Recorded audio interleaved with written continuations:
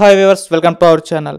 మరి వివాదాలకు care of address అయిన రామ్ గోపాల్ వర్మ గారు పైన recent social media sensation Barrelakka complete చేసింది. సో అటు రీసెంట్గా వ్యూహం సినిమా ప్రీలీజ్ ఈవెంట్లో తన పైన కొన్ని వ్యాఖ్యలు చేశారు. తనని కించపరిచేలా ఉన్నాయని చెప్పేసి వాళ్ళ లాయరు మహిళా కమిషన్లో అయితే ఫిర్యాదు చేయడం జరిగింది. మరి చేసిన వ్యాఖ్యలు ఏంటి, మరి వీటిపై ఎటువంటి సెక్షన్ల కింద రామ్ గోపాల్ వర్మ పైన కేసు నమోదు చేసే ఛాన్స్ ఉంది, దీని ఏం జరగబోతుంది ఈ అంశంలో అన్న దానిపైన డిస్కస్ చేయడానికి ప్రజెంట్ మనతో పాటు క్రిమినల్ కోర్ట్ అడ్వకేట్ విజయలక్ష్మి గారు ఉన్నారు. వారితో ఒకసారి డిస్కస్ చేద్దాం. మేడం నమస్కారం. మేడం రీసెంట్గా వ్యూహం ప్రిలీజ్ ఈవెంట్లో బర్రెలక్క పైన కొన్ని వ్యాఖ్యలు చేయడం జరిగింది. సో ఇవి తనని కించపరిచే విధంగా ఉన్నాయని చెప్పేసి ఆ మహిళా కమిషన్లో ఫిర్యాదు చేయడం జరిగింది. మరి ఏంటి ఈ వ్యాఖ్యలపైన మీ ఒపీనియన్? ఒకటేమో ఒపీనియన్ కాదు, ఆవిడని అనే హక్కు ఎవరికీ లేదు. ఆమె సొంతగా వచ్చింది. ఆవిడ బర్రెలను పెంచుకున్నారా, లేకపోతే కలుపు కోసారా, లేకపోతే వరి పండించారా, ఆవిడ ప్రొఫెషన్ అది. ఎవరైనా ఏ ప్రొఫెషన్ అయినా ఎంచుకోవచ్చు, వాళ్ళకి ఇష్టమైంది వాళ్ళు చేయొచ్చు.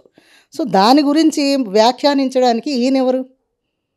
రామ్ గోపాల్ వర్మ గారికి అన్నింట్లోని తలదూర్చే హక్కు లేదు కదా. ఎవరు ప్రైవసీ వాళ్ళకు ఉంది. ఆవిడ ప్రొఫెషన్ అది, ఆవిడ ఎంచుకున్నది, ఆవిడ అందులో సెటిల్ అయింది. ఆవిడకు రావాలనిపించింది, రాజకీయంలోకి వచ్చింది. అలాగే ఎంతమంది లేరు ఎడ్యుకేషన్లో ఉన్నవాళ్ళు రాజకీయాల్లోకి రాలేదా, లేకపోతే కుండలు చేసేవాళ్ళు రాజకీయాల్లో రావట్లేదా, అడ్వకేట్స్ రావట్లేదా? ఎవరైతే ఏంటి, వాడికి ఇష్టం ఉంది వస్తాడు, వాడి ప్యాషన్ అది. అలాగని మనం ప్రతి వాళ్ళని కించపరచకూడదు. ఆవిడకి రావాలని ఉంది, ఆవిడ వచ్చింది. ప్రతి వాళ్ళని నువ్వు కించపరిచేస్తే మాత్రం ఎవరైనా సరే కేసులు వేస్తారు. దానికి చాలా చట్టాలు ఉన్నాయి. అందులోని లేడీ అవసరం ఏముంది, ఈయనకి వ్యాఖ్యానించవలసిన అవసరం లేదు. ఈయన దగ్గరకు వచ్చి నన్ను ఇలాగా అంటున్నారు, ఏం చేయమంటారు అని ఈయన ఏమైనా సలహా అడిగి అంటే నా దగ్గరకు వచ్చారు ఇలాగ అన్నారు అని అనొచ్చు. ఏమీ లేకుండా తిని కూర్చొని ఎవరి మీద పడితే వాళ్ళ మీద వ్యాఖ్యానించే అంత అవసరం ఈయనకి లేదు. చాలా తప్పది. ఒకళ్ళ మనసుని కష్టపెట్టే హక్కు ఎవరికీ లేదు. మనకి కొన్ని ఆర్టికల్స్ ఉన్నాయి. ఏంటి 26 to 31 ఆర్టికల్స్ ఏమని చెప్తున్నాయంటే ఎవరికైనా ఎలాగైనా వాళ్ళ ఇష్టం వచ్చినట్టు ఉండవచ్చు. ఇండియాలోని ఫ్రీడమ్ మనకు ఉంది. ఈయనెవరు అడ్డుకోవడానికి? ప్రియాంబల్లే మనకి ఇచ్చింది. ఈయనెవరు? ఈయన ఇష్టం వచ్చినట్టు ఈయన వ్యాఖ్యానం చేస్తున్నాడు. మరి ఆవిడకి ఇష్టం వచ్చినట్టు వచ్చి కొడితే ఏం చేస్తారు? ఇవన్నీ చాలా తప్పు. ఇవేంటంటే ఎక్కడికో వెళ్ళిపోతాయి. మీరు చిన్న మాటతోటి వదిలేస్తే అది చిన్నదే అగ్గిరవ్వ అని అనుకుంటాం, అడవిని తగలబెడుతుంది. కాస్త మనం అదుపులో ఉండి మనం అనొచ్చా అనకూడదా అని జస్ట్ 1 సెకండ్ ఆలోచించి అంటే ఇటువంటివి జరగకుండా చూసుకోవాలి. ఈవేళ ఆవిడ బర్రెలెక్క అని మనం అంటాం, రేపేమో మేబీ ఆవిడ సీఎం అవ్వచ్చు. అప్పుడు ఈయన గుర్తుపెట్టుకుంటుంది ఆవిడ. అవసరమా కదా? ఇప్పుడు మనమే అనుకుంటాం, ఎక్కడెక్కడి నుంచో వచ్చిన వాళ్ళు అవుతున్నారు. ఆవిడకి ఆ టాలెంట్ ఉంది అంటేనే అవుతుంది. ఇంతవరకు వచ్చింది కదా. ఒక పొలిటికల్ గద్వాల నుంచి ఆవిడ పోరాడింది అంటే ఆమెకి ఆ గట్స్ ఉన్నాయి కదా. లేకపోతే ఆమె రాలేదు. ఎన్నో ఎదుర్కొంది ఆమెను. ఆమెకి బోల్డ్ బెదిరింపులు వచ్చే ఉంటాయి, తిట్టడాలు అవి ఉంటాయి. చాలా ఏడ్చింది, నేను చూశాను కొన్ని వీడియోస్లోని. అన్నీ ఎదుర్కొని వచ్చింది అంటే ఆమెకు ఒక పట్టుదల ఉంది. నేను ఏదైనా చెయ్యాలి, చేద్దాము, నేను ఇది అవ్వాలి అనే అంబిషన్ ఒకటి ఉండొచ్చు. రావచ్చు, చెప్పలేము. సో ఎవరిని కూడా తక్కువ అంచనా వేయకూడదు. ఆవిడ బర్రెల దగ్గరే ఉండిపోయింది, అందుకని బర్రెలెక్క, ఇలాంటి కామెంట్స్ తప్పది. ఆవిడకి అంటూ ఒక పేరు ఉంది, ఆ పేరు పెట్టుకోవచ్చు. బర్రెలెక్క అని అనక్కర్లేదు మనం. సో ఇప్పుడు కంప్లైంట్ చేస్తారు కాబట్టి ఆర్జీ గారి పైన ఎటువంటి యాక్షన్ తీసుకునే ఛాన్స్ ఉంది?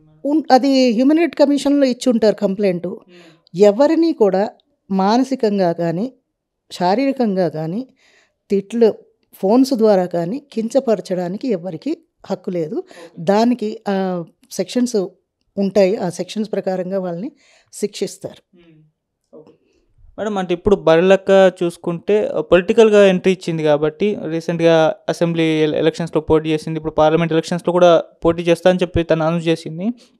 మరి పొలిటికల్గా ఉన్నప్పుడు ఇటువంటి విమర్శలు, కామెంట్స్ అనేవి కంపల్సరీ రేర్గా ఎప్పుడు వస్తూనే ఉంటాయి కదా. దీన్ని మరి అవి కామను, మనసుపైకి తీసుకోనక్కర్లేదు. ఎందుకంటే పొలిటికల్గా మనం వెళుతున్నాము అంటే ఎటువంటి కామెంట్స్ వచ్చినా పట్టించుకోకూడదు. పట్టించుకున్నాము అంటే అక్కడే ఆగిపోతాం. మనం పట్టించుకోకుండా వెళ్తూ ఉండాలి. స్టెప్ వేస్తేనే మనం ముందుకు వెళ్తాం. ఎవరో ఏదో అన్నారని మన మనసు మీదకి తెచ్చుకుని బాధపడి వాళ్ళ మీద కేసులు వీళ్ళ మీద కేసులు పెట్టుకున్నామంటే మన కెరియర్ ఆగిపోతుంది. ఇది నేను ఆవిడకి చెప్తున్నాను, బర్రెలెక్కకి.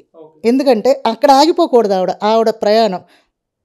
యూ హ్యావ్ టు మూవ్, వెళ్ళాలి, ఇంకా చాలా అడుగులు వేయాలి. సో ఏంటంటే ఆవిడ అక్కడ ఆగిపోకూడదు కేసులు పెట్టుకుని ఈ చిన్న చిన్న వాటి కోసం. అంటే అన్నెసరీ ఇవి చిన్న పనికిరాని కేసులు అనుకో, వీటి మీద ఆవిడ టైం వేస్ట్ చేసుకోకూడదు, ఫోకస్ చేయాలి. ఏం చేస్తే ప్రజలు నా వేంపుకి వస్తారు, ఓట్లు వేస్తారు, అది ఆవిడ ఆలోచించి కరెక్ట్ పల్స్ పట్టుకొని ఆవిడ మూవ్ అయ్యారంటే సక్సెస్ ఆమె వెనకాతలే వస్తుంది. ఆమె సక్సెస్ వెనక వెళ్ళక్కర్లేదు, సక్సెస్ అనేది ఆమె వెనకాతలు ఉంటుంది. సో ఇలాగ చేయాలి, అంతేగాని ఎవరో ఏదో అన్నారని మనం పోలీస్ స్టేషన్ వెనకాతలు కానీ ఇవన్నీ ఏదైనా మంచి పని చేయాలి అని అనుకున్నప్పుడు ప్రతి వాళ్ళకి కామన్ ఇది కామెంట్స్ అంటూ ఉంటాయి. మనం ఆ కామెంట్స్ని తీసుకోకూడదు, దాంట్లోని ఎందుకు కామెంట్ చేస్తున్నారు అని అది ఆ క్వశ్చన్ని మనం దానికి ఆన్సర్ వెతుకొని రెక్టిఫై చేసుకుని అది కంప్లీట్ చేసుకునేలాగా మనం ప్రయత్నం చేసామంటే మన మీద ఏ కంప్లైంట్ ఉండదు, ఏ కామెంట్స్ ఉండవు. అది వచ్చిందని మనం మాత్రం ఆగకూడదు, కేసులు వెనకట్ల పరిగెత్తకూడదు. కేసు రామ్ గోపాల్ వర్మ మీద ఉన్నా కూడా ఈవిడ పెట్టినా కూడా ఈవిడ కూడా వెళ్ళాలి. సో ఇవన్నీ ఏంటంటే ఆగిపోకూడదు, ఆగిపోవడానికి కారణాలు ఇవే. సో ఇవన్నీ మీరు అవాయిడ్ చేసుకొని మీరు మూవ్ అవ్వాలి. ఇలాంటి కేసుల జోలికి వెళ్ళకండి, మీ లైఫ్ మీరు చక్కగా వెళ్ళండి, ముందుకు సాగండి. ఏమో చెప్పలేము, ఫ్యూచర్లో మీరే సీఎం అవ్వచ్చు. మేడం, రామ్ గోపాల్ వర్మ గారు మాట్లాడేటప్పుడు కాస్త కాంట్రవర్సీ మాట్లాడినప్పటికీ లీగల్ పరంగా జాగ్రత్త పడుతూ ఉంటారు. అంటే ఇది పెద్ద లీగల్గా మన మీద చర్యలు తీసుకునే విధంగా ఉన్నాయి లేవని ఆలోచించి అయితే మాట్లాడతారు. సో అందుకే ఇప్పటివరకు ఆయన ఎన్ని కాంట్రవర్షియల్ కామెంట్ చేసినా ఇప్పటివరకు ఆయన జైలుకు వెళ్ళింది ఒక్కసారి లేదు.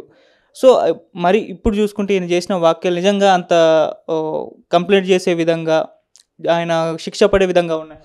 కంప్లైంట్ వేరు, శిక్ష వేరు. కంప్లైంట్ ఎవరిమైనా చేయొచ్చు. నాకు రోడ్డు మీద ఎవరో వెళ్తారు, నన్ను అలా అన్నారు అని నేను కంప్లైంట్ చేస్తాను, ఆ కంప్లైంట్ రిసీవ్ కూడా చేసుకుంటారు పోలీస్ స్టేషన్. కానీ ఆయన నన్ను అన్నాడా లేదా అనేది ఎంక్వైరీ అవుతుంది. ఎంక్వైరీలోని నిజమే వాళ్ళ మనోభావాలను దెబ్బతీసే వాక్యాలు పదజాలాలు వీళ్ళు ఉపయోగించారు అని కన్ఫర్మ్ అయితేనే కానీ వాళ్ళకి శిక్షలు పడవు. నేను అదే చెప్తున్నాను కదా, కేసులు వేరు, శిక్షలు వేరు.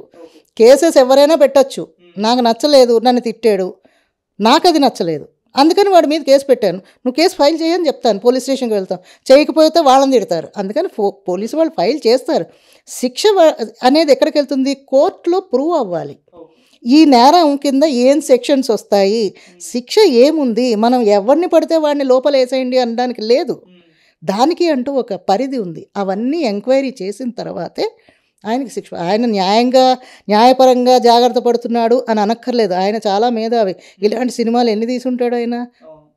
కాంట్రవర్సీ లేకుండా ఏమైనా పిక్చర్ ఉందా? అలాంటి సినిమాలు ప్రజలు చూస్తారా? చూడరు కదా.